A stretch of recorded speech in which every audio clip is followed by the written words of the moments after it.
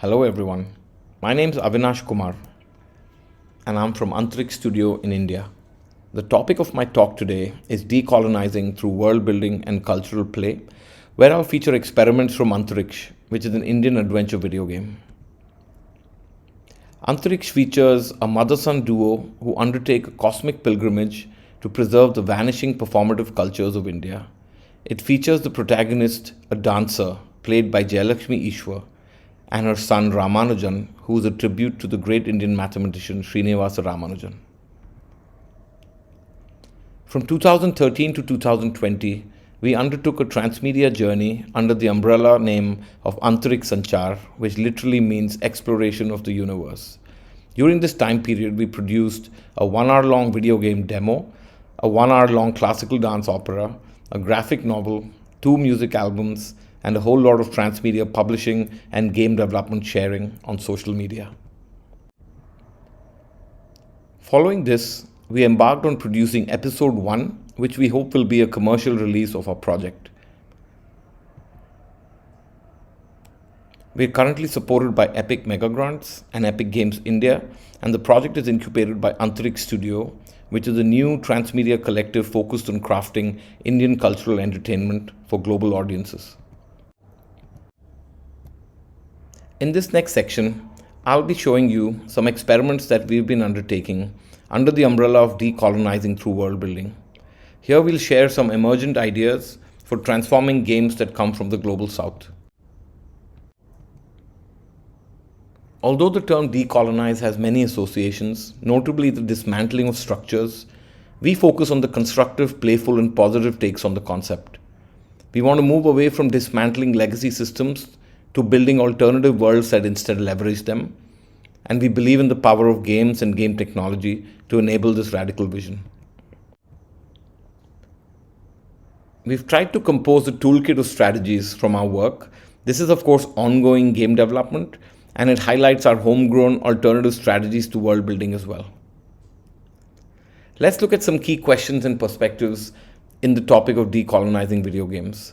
The first one is really a very large umbrella, which is looking at really questioning the industry's ability to celebrate alternative voices and perspectives, and through that envision radical disruptions within the ecosystems of game development and production.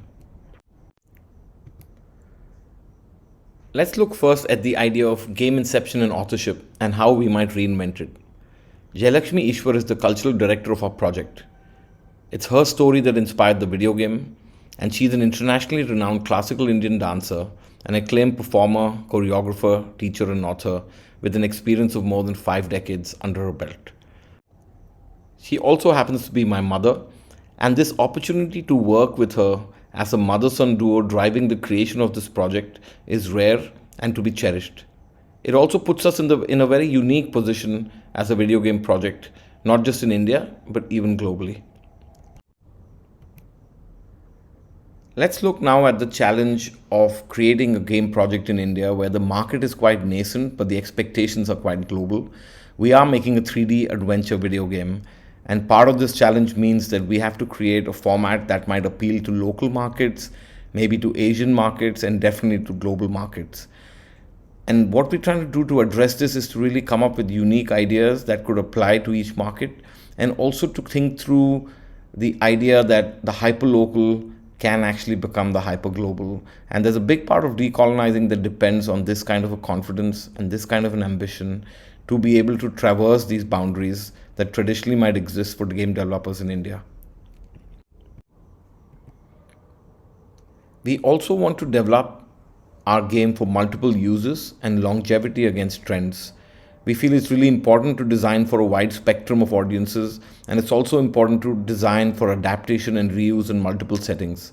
This means that our game should be cross-platform, multicultural, family-friendly. And decolonizing has actually a lot to do for us with achieving these goals, because it means that we're trying to actively be empathetic towards a wide variety of audiences, and we're also trying to repurpose the work that we do inside a certain medium, such as, let's say, mainstream gaming-based entertainment, and use that in a way as a force for education, as a force to bring families together, as a force to bring different generations together, and so on. We also want to focus our efforts in the project to build assets that can be reused by other indie creators in India. We believe that there is a huge opportunity to create an Indian digital heritage business model. And for us, this means setting up the Antariksha Indie Bazaar, which next year will hopefully be the first storefront on the Unreal marketplace devoted to Indian digital heritage. The collection we're working on is curated with consideration to diversity, inclusion, and most importantly, plurality in Indian culture. One of the big challenges as an indie creator in India is the lack of access to assets. When you search for India on any of the popular platforms, you will be shocked by the number of, or the, let's say, the lack of a number of assets that one can procure. And we hope that our small and humble effort from our project can lead the way towards creating a much higher volume of assets that are available for young creators to work on. Decolonizing is great to think about, but it's actually very hard to pull off when you think about the actual complexity of making a video game. And we really strongly believe that the presence of new assets on the marketplaces of the world will help accelerate and enhance this progress.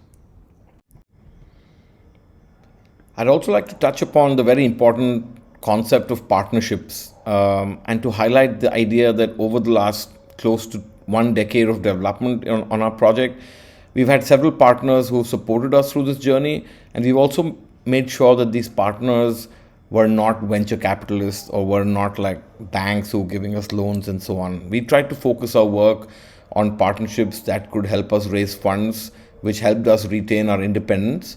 Right from our parent studio Quicksand in the early years to institutions like the British Council and the Swiss Arts Council Pro Helvetia in India, and more recently the Epic Mega Grants program. It's really important to think about the idea of independence as closely linked to the idea of decolonizing, since one can't live without the other.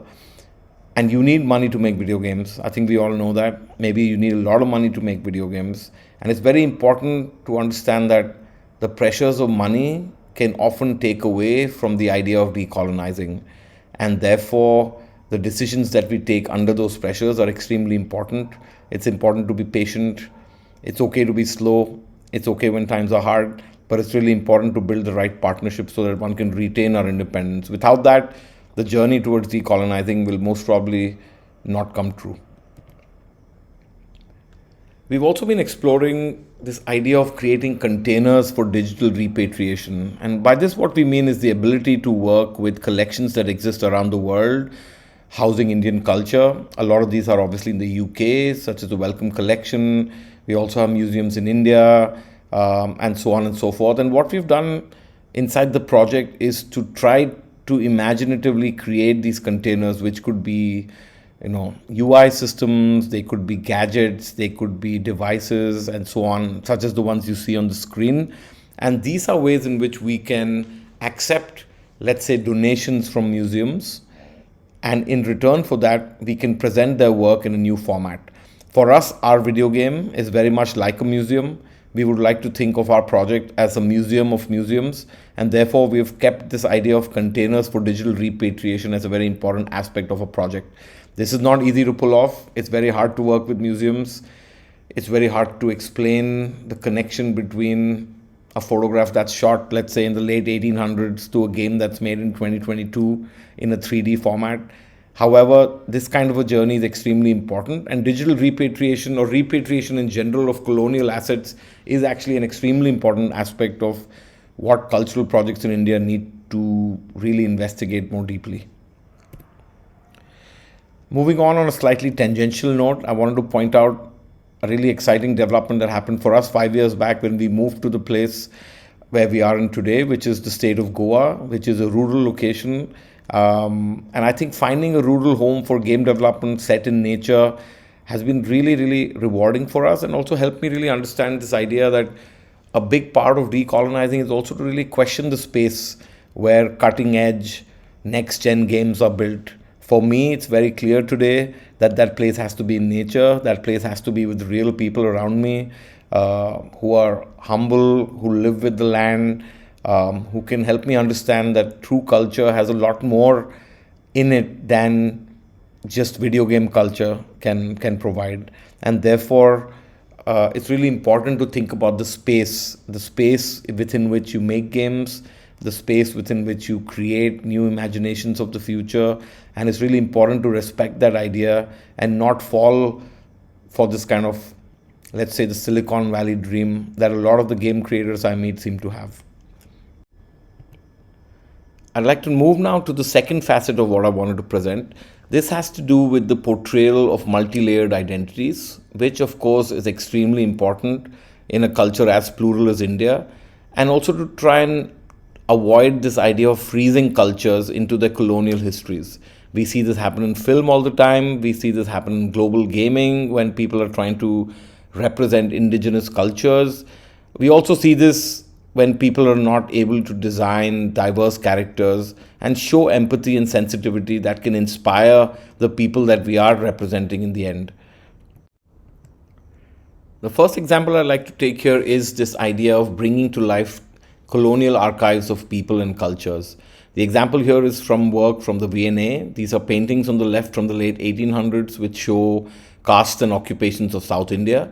And on the right, you see our development from this work, which includes analysis of these paintings, converting them into 3D characters, animating them, and now finally introducing them into the game. This is a very interesting aspect of, again, digital repatriation that I covered before, but it also brings to life this idea of how do we make the choices of representation. In this case, for me, the choice was simple, that these are beautiful people. Let's not change, modify what they're represented as. Let's be true to these depictions, and that's one form of decolonizing. The next example is much more broader. This is looking at the idea of reframing science fiction itself and looking at decolonizing space exploration, which is the central theme around which the overall arc of our project is based on. We look at a non-traditional space explorer, which is a dancer and her son. We look at non-traditional science fiction settings, and we look at very different intention for space exploration. In this case, the reason for exploring space, the reason for going to another planet is to bring harmony, is to protect vanishing cultures and so on. Whereas a lot of the rhetoric in Western science fiction and also the legacy of science fiction obviously has a lot to do with the extractive economies that we currently live in. It's also important to bring forth and assert the diversity that Indian women represent, especially in our video game. It's not just a lead character that we're looking at. We're also looking at showcasing different age groups, different occupations, different regions they come from, and through this try to kind of essentially highlight the very important role that women play in India, which doesn't necessarily come through in films, for example. It might not come through in advertising. It definitely doesn't come through in video games. And I think we see it as a responsibility also as a women-led team to really bring that and highlight that and present the beauty in that for a global audience. We've also invested quite a bit in reproducing cultural nuances. In this case, the example shown is around clothing. You can see a dance costume, you can see everyday wear, you can see a sari. And while these are simple, elegant garments, they're actually incredibly hard to replicate in a 3D software and then to bring to life inside the game engine. But the reason to do this is that it's actually in these small nuances that the real meaning of a project like this resides. Decolonizing cannot happen without paying attention to these nuances. It cannot happen without accepting that this is a very hard journey. We have limited finances, we have a limited team, but without doing this, without taking the trouble to do this, we may not be really doing more than lip service to the idea of culture. Let's move on now to the third facet of what we're trying to present. This is around the idea of promoting local languages and culture, with the central idea of opposing the hegemonies that have been crafted through many years of colonialism. This also includes looking at imbibing local narratives to create new, authentic game mechanics that can finally go towards creating new forms of digital sovereignty. The first example here is a very obvious one, but it's to invest in comprehensive research and discovery, read books, visit libraries, see actual things. We've done many field trips for this project, and so on and so forth. This cannot be replaced as an activity, and without this, the chance for an authentic outcome to come is very, very slim, and therefore we need to get off the internet most probably. And connected to this is this idea of performing ethnographic research, which essentially means researching in context and also engaging in some forms of participatory art making, participatory design, as you might call it, and really being able to involve people in the journey of design and being humble enough to accept that sometimes the best ideas will come from others, and these others might not be experts, they might not be the best artists in the world, they'll be regular people who will have wonderful stories, and their homes might have wonderful objects. And true culture resides with people, and to respect that and to learn from that and to make that a part of your process is extremely important for this journey of decolonizing. Connected to that, of course, is this idea of building an authentic world that celebrates heritage. It should come from a pure space of celebration, of feeling blessed that there are these objects around us to just marvel at, I guess. And what you see here are obviously a few of the examples that have inspired us, that we are on our way of making to include in the project. One of the really interesting aspects of working with a dancer as the protagonist and the co-creator of this is to look at what are the nuances of looking at new game mechanics from the point of view of dance, and can a complex, multifaceted language such as Bharatnatyam, which is the classical dance that's shown here, can that actually inspire new game mechanics? And this is the hard and tough journey that we're on right now, and it's super exciting with no easy answers, but a great opportunity, which is to really say that can we define a new animation identity on the back of the dancer, and can we reveal new game mechanics by paying homage to the dance itself. We also are trying to imagine what might be next-gen cultural heritage. What you see here are musical puzzles inspired by Indian classical instruments. And the idea here is to see how might we reposition what is sometimes considered as boring, old-fashioned, for older people and so on, and how to show to people, not just around the world, but to our own people in India and on the subcontinent, that these are actually extremely progressive, highly evolved instruments with a vocabulary that is par to none, and kind of how do you package that in the form of next-gen gaming. This is a truly exciting proposition for us. It's also at the heart of what we're trying to create, which is really a bridge between different generations. And I think this idea of next-gen cultural heritage is a really exciting one for us to explore right now. Moving on to the fourth and the last facet, this is really around this idea of fostering local creators and audiences to champion their own indigenous communities to develop games. And it's also about enabling power, status, and authority for local creators to express their own stories. The example here shows painter Rajiv on the left. He was an out-of-work sign painter when we met him, and we commissioned him over a period of a year to make about 25 portraits, such as what you see, for concept cards for the game. The entire activity happened on WhatsApp, and it brought joy to Rajiv to just paint again.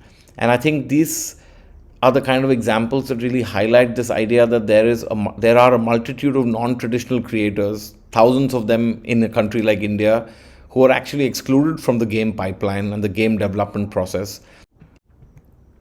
We've also been collaborating with a host of grassroots creative talent, such as the temple musicians you see on the right, and we've been trying to create interesting pipelines that can bring other such performers into the fold of a video game, while essentially providing them new ways of achieving their livelihood.